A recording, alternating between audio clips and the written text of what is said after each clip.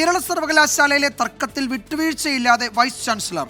Registrar doctor KS അനിൽകുമാറിനോട് സർവകലാശാലയിൽ പ്രവേശിക്കരുതെന്നും ഓഫീസ് ഉപയോഗിച്ചാൽ അച്ചടക്ക നടപടി നേരിടേണ്ടി വരുമെന്നുമാണ് താൽക്കാലിക VC ഡോക്ടർ സിസ തോമസിന്റെ മുന്നറിയിപ്പ്.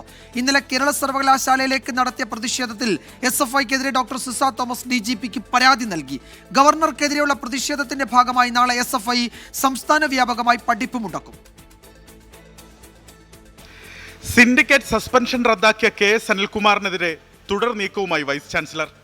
KS അനിൽകുമാർ സർവകലാശാല ആസ്ഥാനത്ത് കയറരുതെന്നും രജിസ്ട്രാറുടെ ഓഫീസ് ഉപയോഗിച്ചാൽ അച്ചടക്ക നടപടിയെടുക്കുമെന്നും കാണിച്ച് സിസ തോമസ് നോട്ടീസ് നൽകി. കഴിഞ്ഞ ദിവസത്തെ SFI സമരത്തിൽ സർവകലാശാല പ്രവർത്തനങ്ങൾ തടസ്സപ്പെട്ടുവെന്നും നടപടി വേണമെന്നും ആവശ്യപ്പെട്ട് DGPക്ക് വൈസ് ചാൻസലർ പരാതി നൽകി.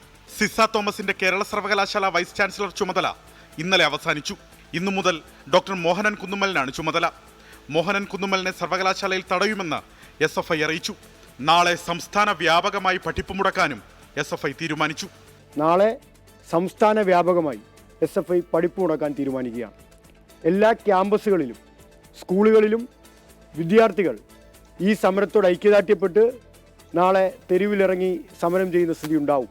എല്ലാ ജില്ലാ കേന്ദ്രങ്ങളിലും കേന്ദ്ര സർക്കാർ ഓഫീസുകളിലേക്ക് വിദ്യാർത്ഥികൾ ക്ലാസ് മുറികളിൽ നിന്നിറങ്ങി മതേതരത്വത്തിൻ്റെയും ജനാധിപത്യത്തിൻ്റെയും അതോടൊപ്പം തന്നെ കേരളത്തിൽ ഉന്നത വിദ്യാഭ്യാസ മേഖലയും സംരക്ഷിക്കാനുള്ള മുദ്രാവാക്യം ഉയർത്തി സമരം ചെയ്യും.